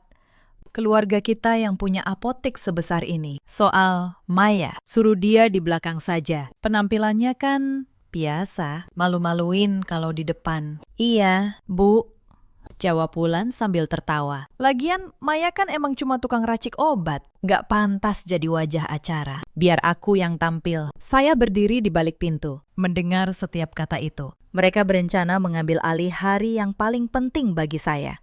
Hari di mana saya membuka cabang kelima dari bisnis yang saya bangun dengan air mata dan keringat selama 12 tahun. Dan mereka ingin saya bersembunyi di belakang, seperti orang asing. Malam itu saya tidak marah. Saya hanya tersenyum tipis di dalam gelap, karena saya tahu besok mereka akan menggali lubang mereka sendiri di depan semua orang yang ingin mereka kesankan. Sore di hari pembukaan, saya datang agak terlambat karena harus mengurus pengiriman stok obat ke cabang lain. Saya mengenakan pakaian sederhana, kemeja dan celana kain biasa. Saya tidak merasa perlu berdandan untuk acara di tempat saya sendiri. Tapi begitu saya tiba, Wulan menghadang saya di depan pintu. Dan dia mengucapkan kalimat yang sudah saya ceritakan di awal tadi. Dia menyuruh saya masuk lewat belakang. Dia bilang, saya mengganggu pemandangan. Dia bilang, ini acara penting relasi ibu. Mbak Maya, katanya lagi, kali ini lebih keras. Supaya tamu-tamu di sekitar mendengar. Tolong, ya, jangan bikin malu penampilan Mbak begini. Terus mau berdiri di depan. Tamu ibu semuanya, orang penting. Mbak ke belakang saja, bantu-bantu di dapur kayak biasa. Beberapa tamu menoleh. Saya melihat sebagian dari mereka menatap saya dengan pandangan kasihan. Sebagian lagi, acuh tak acuh. Saya menoleh ke arah Reza, mencari pembelaan terakhir. Tapi suami saya hanya berkata pelan, nyaris berbisik. Sudahlah, Mei. Turuti saja dulu.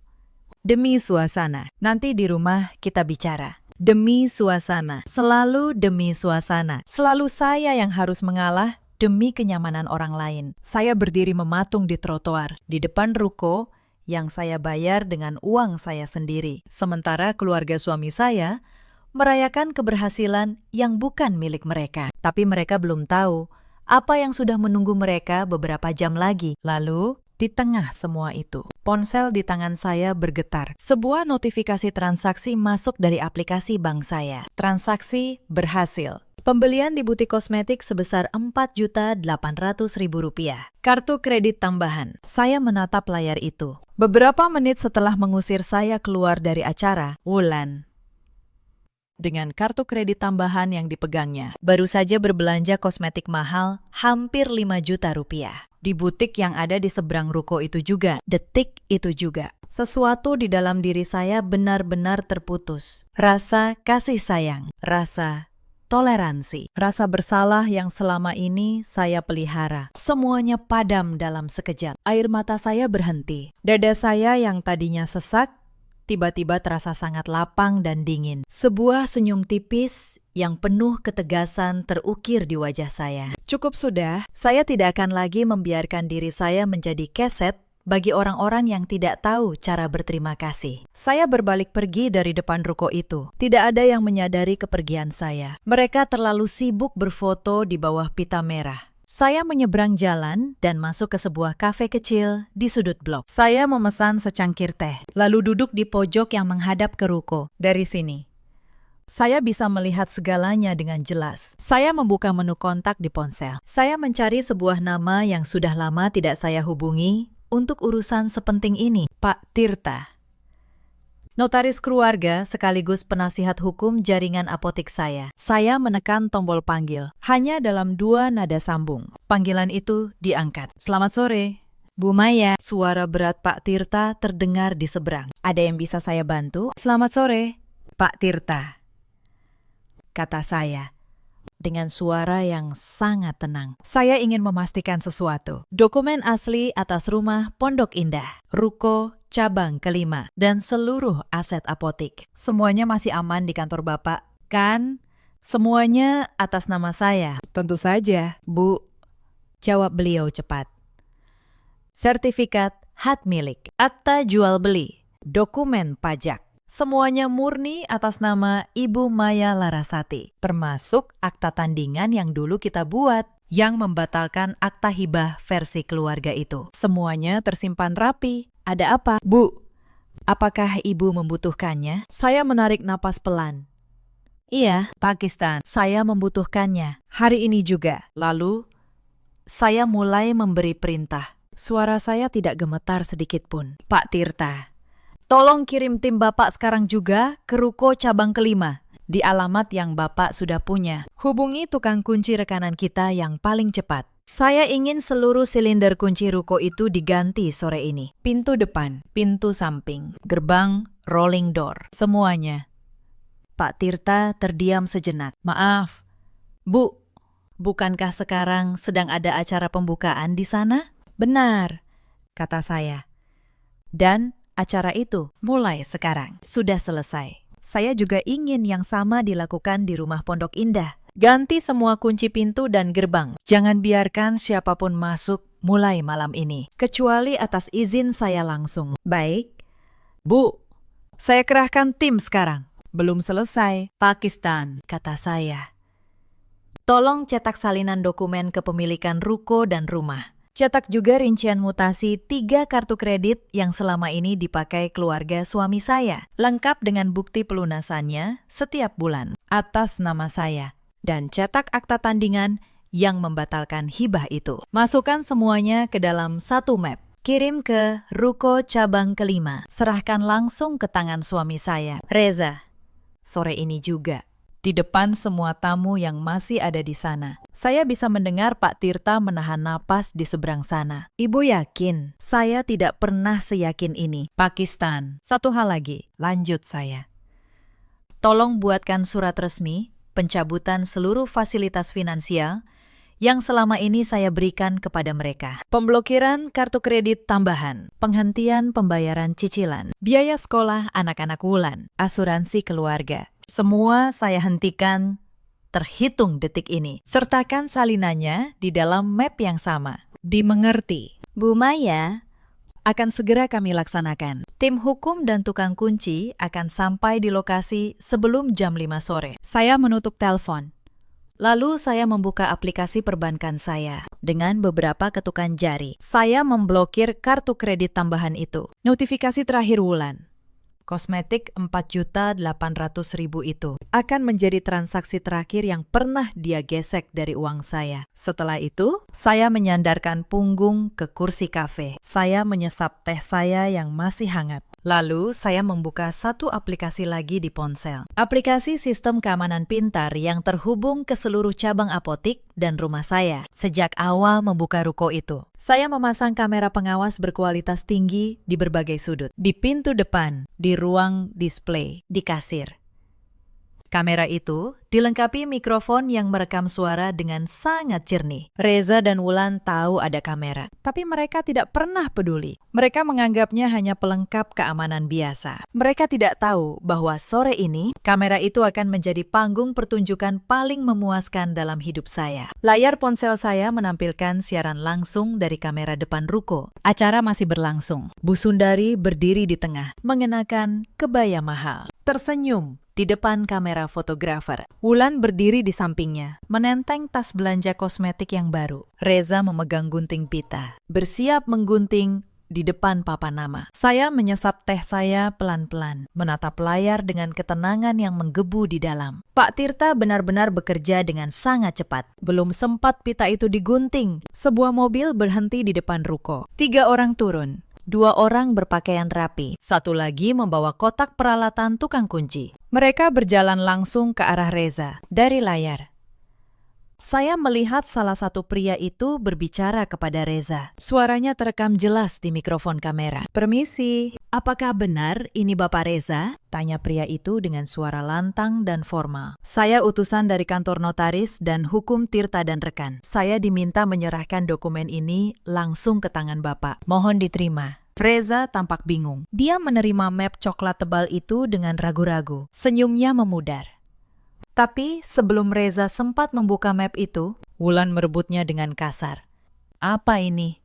tanya Wulan ketus. "Surat apa? Lagi acara begini, kok malah dikirimi surat?" Wulan merobek bagian atas map dan menarik keluar isinya. Sementara itu, pria utusan tadi berbicara lagi. "Selain itu," katanya, "kami juga akan melakukan penggantian seluruh kunci ruko ini atas permintaan pemilik sah. Mohon kerjasamanya. Acara di area ini harap segera diakhiri." Wajah Bu Sundari berubah. "Pemilik sah, ini ruko keluarga kami. Siapa kalian berani-beraninya?" Pria itu tidak terintimidasi. "Kami hanya menjalankan tugas." "Bu, pemilik sah ruko ini adalah Ibu Maya Larasati." Di layar, saya melihat wajah Wulan membeku saat membaca lembar pertama dokumen di tangannya. Lembar pertama adalah fotokopi berwarna sertifikat hak milik ruko itu. Di bawah nama pemilik, tertulis sangat jelas dengan huruf tebal, Maya Larasati. Tidak ada nama Reza.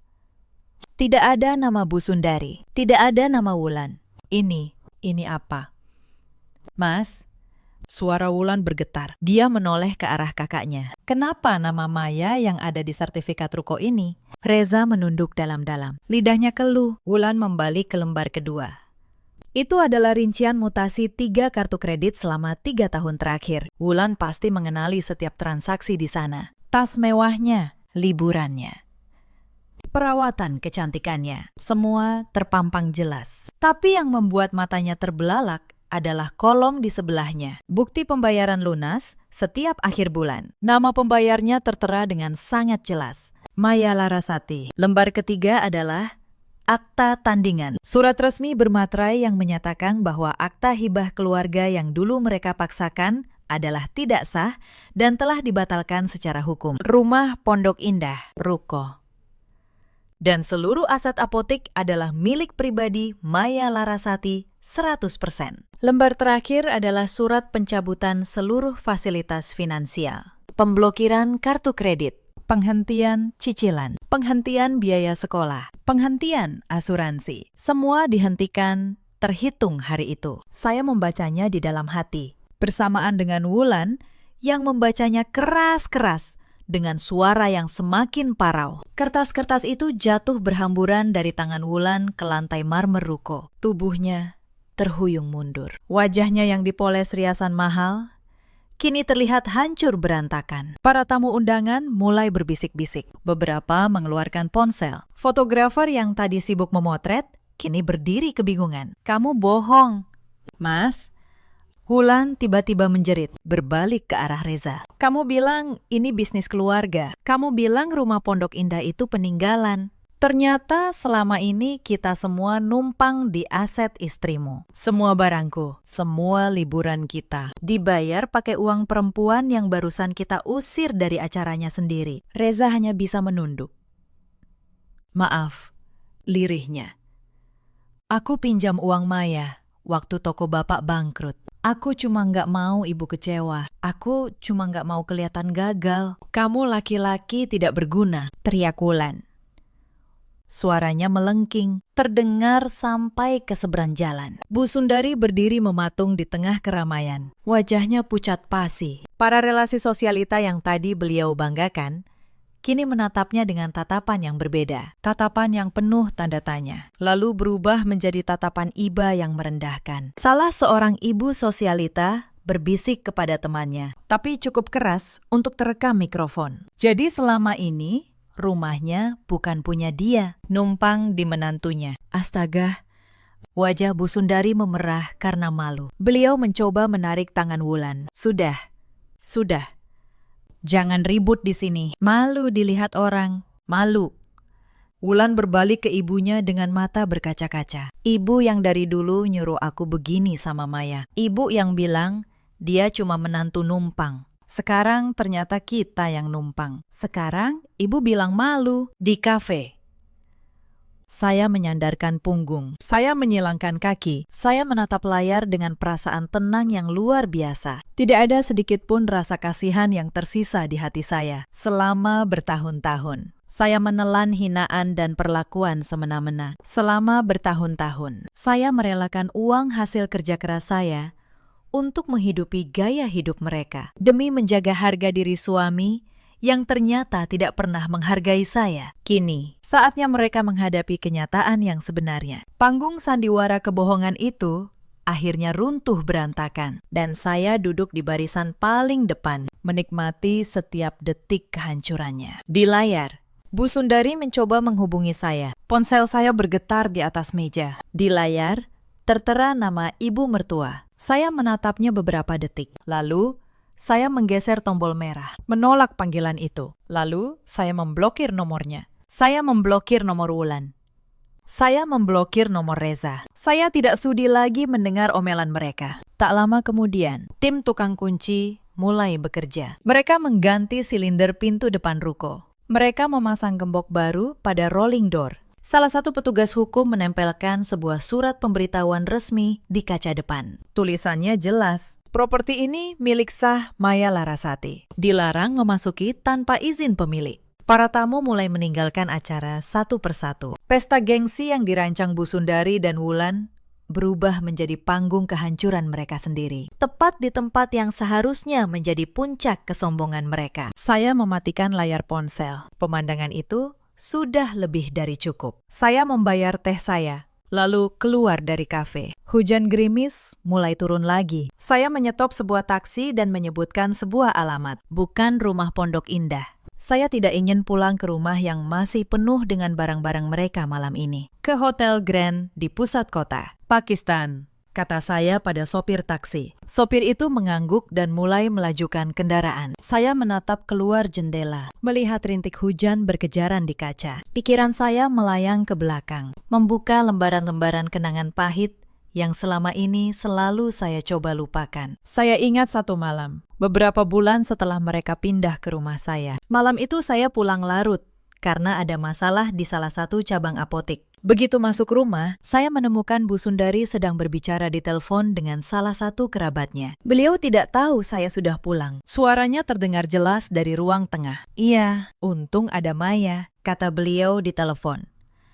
"Lumayanlah, menantu yang punya uang. Bisa dimanfaatkan selagi bisa. Yang penting, Reza nggak kelihatan susah. Soal nanti dia mau bertahan atau cerai, itu urusan belakangan. Yang penting, hartanya bisa dipakai dulu." Saya berdiri di balik pintu, mendengar setiap kata itu. Hati saya hancur, tapi saya, dengan kebodohan yang luar biasa, memutuskan untuk berpura-pura tidak mendengar. Saya naik ke kamar, dan keesokan harinya, saya tetap memasak sarapan untuk mereka. Saya ingat juga satu kejadian saat saya sakit. Saya demam tinggi selama 3 hari. Tidak ada satupun dari mereka yang menengok kamar saya, apalagi membuatkan saya bubur. Wulan bahkan mengetuk pintu kamar saya, bukan untuk pertaniwan kabar, tapi untuk meminta saya mentransfer uang belanja bulanan. Saya mentransfer uang itu dari atas tempat tidur dengan tubuh menggigil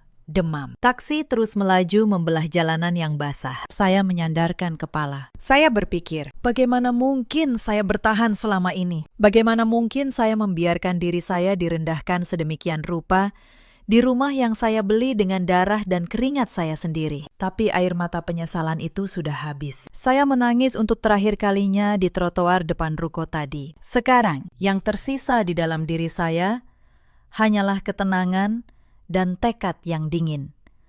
Lobi Hotel Grand menyambut saya dengan kehangatan. Alunan musik instrumental yang lembut, aroma wewangian hotel bintang 5, dan senyum ramah petugas resepsionis. Sebuah perlakuan yang bahkan tidak pernah saya dapatkan di rumah saya sendiri dari keluarga suami saya. Saya memesan kamar suite di lantai atas. Setelah menyelesaikan administrasi, saya naik ke kamar. Kamarnya luas dan tenang.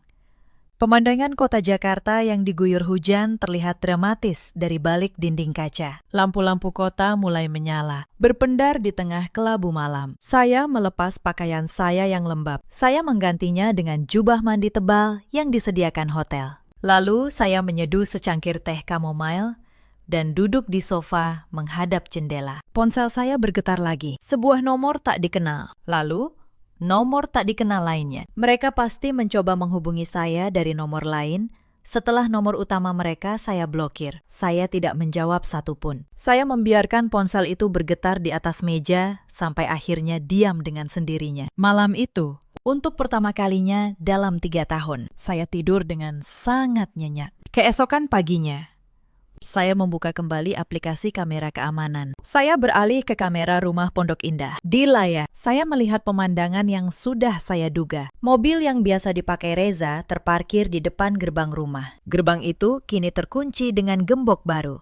Persis seperti perintah saya kepada Pak Tirta semalam. Reza berdiri di depan gerbang, mencoba memasukkan kunci lamanya ke lubang gembok yang baru. Tentu saja kuncinya tidak cocok. Bu Sundari berdiri di sampingnya, mengenakan baju yang sama dengan kemarin. Wajahnya kuyu. Wulan duduk di dalam mobil bersama kedua anaknya. Dari mikrofon, kamera, saya bisa mendengar suara mereka. Nggak bisa masuk. Bu, kata Reza dengan suara putus asa. Kuncinya sudah diganti. Semua diganti. Telepon Maya, kata Bu Sundari. Telepon istrimu. Suruh dia buka rumah ini sekarang. Nomornya diblokir. Bu, jawab Reza lirih. Semua nomor kita diblokir. Aku sudah coba dari nomor temanku. Dari nomor siapa saja. Dia nggak mau angkat. Bu Sundari terduduk di kursi teras yang ada di luar pagar. Beliau menutup wajahnya dengan kedua tangan. Wanita yang dulu selalu berdiri tegak dengan dagu terangkat itu, kini terlihat begitu kecil dan rapuh. Anak laki-laki Wulan membuka jendela mobil dan berseru, "Bu, kita mau tidur di mana? Baju kita ada di dalam rumah semua. Aku mau mandi." "Bu." Mendengar itu, Wulan menjerit dari dalam mobil. Dia baru menyadari bahwa mereka bukan hanya kehilangan rumah mewah dan status sosial mereka. Mereka juga tidak punya tempat tinggal, pakaian, barang-barang pribadi. Semuanya terkunci di dalam rumah yang ternyata bukan milik mereka. Saya menatap layar dengan tenang. Saya tidak merasakan apa-apa, tidak ada amarah, tidak ada dendam yang menggebu. Hanya ketenangan dari seseorang yang akhirnya berhenti membohongi dirinya sendiri. Tapi saya bukan orang yang kejam. Saya tidak akan membiarkan barang-barang pribadi mereka tertahan begitu saja. Saya menelepon Mbak Asi, pembantu rumah tangga saya, yang selama ini setia dan satu-satunya orang di rumah itu yang selalu baik kepada saya. "Mbak Asi," kata saya, "tolong, hari ini Mbak masuk lewat pintu samping. Pak Tirta sudah kirim kunci barunya ke Mbak. Tolong kemasi semua barang pribadi Bu Sundari, Wulan, dan anak-anaknya ke dalam koper dan kardus, pakaian, dokumen pribadi mereka, barang anak-anak. Jangan ada yang tertinggal. Setelah itu, titipkan semuanya ke pos Satpam komplek. Beritahu Satpam, keluarga itu boleh mengambil barang mereka di pos." "Baik." "Bu Maya," jawab Mbak Asi. "Bu, saya turut lega. Ibu akhirnya berani. Sudah lama saya nggak tega lihat ibu diperlakukan begitu di rumah ibu sendiri." Kata-kata sederhana dari Mbak Asih itu menyentuh hati saya lebih dari yang saya kira. Siang harinya, saya melihat di layar kamera. Mbak Asih membawa beberapa koper dan kardus ke pos Satpam. Lalu Satpam memberitahu Reza. Saya melihat Reza, Bu Sundari, dan Wulan harus mengangkut koper-koper itu sendiri. Di bawah tatapan para tetangga yang menyingkap gorden rumah mereka. Bu Sundari, yang dulu berjalan dengan dagu terangkat di komplek itu, kini harus menyeret kopernya sendiri di tengah pandangan iba para tetangga. Roda kehidupan benar-benar berputar. 3 hari setelah kejadian itu, Pak Tirta menelpon saya. "Bu Maya," katanya, "ada perkembangan. Pihak keluarga suami ibu mendatangi kantor saya. Mereka membawa pengacara, mencoba menggugat kepemilikan rumah dan ruko dengan modal akta hibah lama yang dulu ibu tanda tangani." Saya tersenyum tipis. "Lalu, Pakistan. Tentu saja gugatan mereka tidak punya dasar," jawab Pak Tirta dengan nada puas. "Akta hibah versi mereka itu sudah dibatalkan secara resmi oleh akta tandingan yang kita buat di hari yang sama. Secara hukum, akta yang sah hanya yang menegaskan kepemilikan penuh atas nama ibu. Pengacara mereka langsung menyerah begitu melihat dokumennya lengkap. Mereka tidak punya celah sama sekali." "Bu, Saya menghela napas lega. Ternyata satu nasihat kecil dari Pak Tirta 3 tahun lalu yang hampir saya abaikan telah menyelamatkan seluruh hidup saya. Terima kasih, Pak Tirta, kata saya, atas semuanya. Ini sudah tugas saya, Bu, jawab beliau. Tapi izinkan saya mengatakan satu hal. Ibu adalah orang baik. Terkadang orang baik perlu belajar bahwa melindungi diri sendiri bukanlah kejahatan. Itu adalah hak. Seminggu kemudian, Reza datang ke salah satu cabang apotek saya. Dia menunggu saya di luar, di trotoar. Karena saya sudah meminta karyawan untuk tidak mengizinkannya masuk. Saya keluar menemuinya. Dia terlihat kuyu. Bajunya kusut, matanya cekung. Dalam seminggu, dia tampak menua bertahun-tahun. Mei, katanya pelan. Kita bicara, ya. Aku salah. Aku tahu aku salah. Tapi tolong, jangan begini. Kita masih suami istri. Saya menatapnya tenang. Dulu, tatapan ini akan membuat hati saya luluh. Tapi sekarang, tidak ada lagi yang tersisa. Reza, kata saya, selama 3 tahun, aku menunggu kamu membela aku. 1 kali saja. Saat ibumu menghina pekerjaanku, saat adikmu memerintahku seperti pembantu, saat mereka menyuruhku menyerahkan rumahku sendiri, aku menunggu kamu berdiri di sampingku. Tapi kamu tidak pernah melakukannya. Bahkan di hari pembukaan apotikku, saat aku diusir dari ruko milikku sendiri, kamu menyuruhku mengalah demi suasana. Reza menunduk. Aku takut. Mei, aku takut ibu kecewa. Aku takut kelihatan gagal sebagai laki-laki. Dan karena ketakutanmu itu, kata saya, kamu rela mengorbankan harga diri istrimu berkali-kali. Aku sudah lelah, Reza. Aku tidak membencimu, tapi aku tidak bisa lagi hidup dengan orang yang tidak pernah memilih aku. Saya menyerahkan sebuah map kepadanya. Di dalamnya ada surat gugatan cerai yang sudah disiapkan Pak Tirta. Aku tidak meminta apapun darimu, kata saya. Karena memang tidak ada apapun darimu yang bisa kuminta. Semua selama ini aku yang menanggung. Aku hanya meminta kebebasanku. Reza memegang map itu dengan tangan gemetar. Air matanya jatuh. Tapi air mata itu tidak lagi menggerakkan apapun di dalam hati saya. Saya sudah menangis terlalu banyak untuk pernikahan ini. Sekarang giliran saya untuk berhenti. Proses perceraian kami berjalan lebih cepat dari yang saya kira. Karena seluruh aset murni atas nama saya. Tidak ada yang perlu diperebutkan. Reza tidak punya dasar untuk menuntut apapun. Beberapa bulan kemudian, saya resmi menjadi perempuan bebas. Saya mendengar kabar tentang mereka dari kerabat jauh. Bu Sundari dan Wulan akhirnya mengontrak sebuah rumah petak kecil di pinggiran kota. Tanpa kartu kredit saya, tanpa rumah saya, tanpa biaya hidup dari saya. Mereka harus belajar hidup dengan kemampuan mereka sendiri untuk pertama kalinya. Wulan, yang dulu menghina pekerjaan saya sebagai jualan obat warung, terpaksa mencari pekerjaan. Saya dengar dia sekarang bekerja sebagai kasir di sebuah toko. Reza pindah ke kota lain, mencoba memulai hidup dari awal. Bu Sundari, kabarnya, sering menyesali ucapan-ucapannya dahulu, tapi penyesalan yang datang terlambat tidak pernah bisa memperbaiki apapun. Saya tidak merasa menang.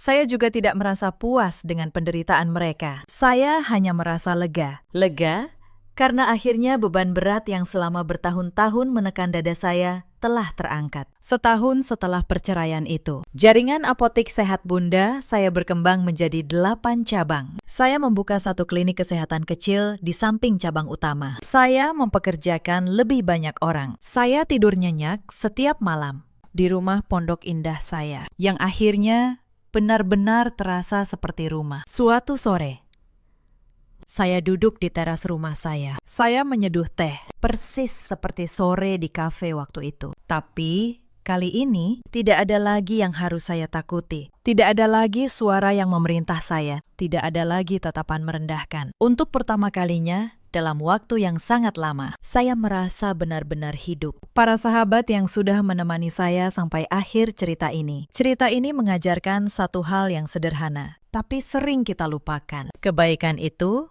mulia, tapi kebaikan tanpa batas. Kebaikan yang membiarkan diri kita diinjak terus-menerus. Bukanlah kemuliaan. Itu hanya menghancurkan diri kita sendiri secara perlahan. Jangan pernah membiarkan rasa cinta membuatmu kehilangan harga dirimu. Dan jangan pernah berpikir bahwa diam dan mengalah selamanya akan membuat orang yang jahat berubah menjadi baik. Terkadang, diammu hanya membuat mereka semakin berani menginjakmu. Di luar sana, ada banyak perempuan seperti saya dulu. Perempuan yang bekerja keras, yang menanggung segalanya, tapi tetap diperlakukan seperti tidak berharga di rumah mereka sendiri. Kalau kamu salah satunya, ingatlah, melindungi dirimu sendiri bukanlah kejahatan. Itu adalah hakmu. Di luar sana, ada juga banyak suami seperti Reza. Laki-laki yang lebih takut kehilangan muka di depan keluarganya daripada kehilangan istri yang mencintainya.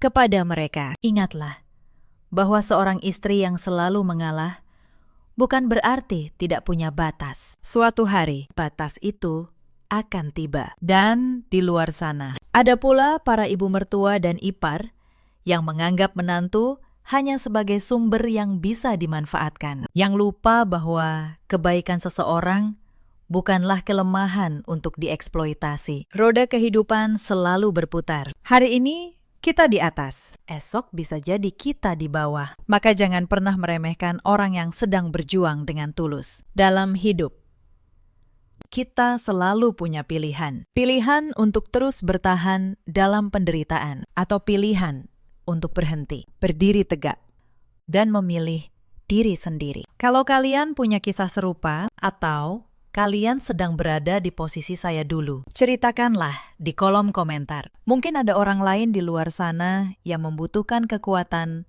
dari cerita kalian. Terima kasih sudah menemani sampai akhir. Sampai jumpa di cerita berikutnya.